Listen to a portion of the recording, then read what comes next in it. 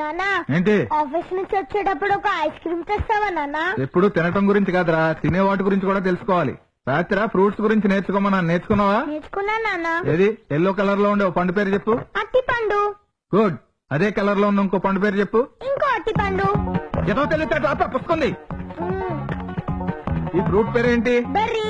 Berry కాదురా, strawberry. దాని సాల్ లేదు కదా నానా. స్ట్రావన్నా లేకపోయినా స్ట్రాబెర్రీ అంటారు. పక్కన ఇంకో పండు ఉంది, అప్పుడేమంటారు? Extra berry. ఎక్స్ట్రా బెర్రీ కాదురా, ఎక్స్ట్రా బెర్రీ. చిచి, నీ ఏదో తెలియదు అట్లా నాకొచ్చేస్తున్నాయి. ఈ పండు ఏంట్రా?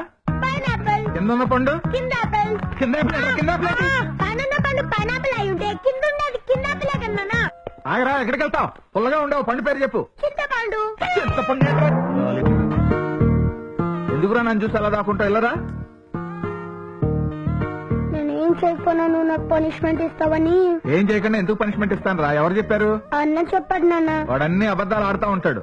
నువ్వు ఓ పని చేయి, నాలాగే నువ్వు వాడితో మాట్లాడొద్దు. ఇంతకీ ఏం చేయలేదు నాన్న నువ్వు? నువ్వు పొద్దున ఇచ్చిన హోంవర్క్ నాన్న. రే, నీకు తెలివితేటలు ఎక్కువైపోయినాయి రా. లెక్క నేర్చుకున్నా, అవన్నీ నేర్చుకున్నావా? నేర్చుకున్నాను నాన్న.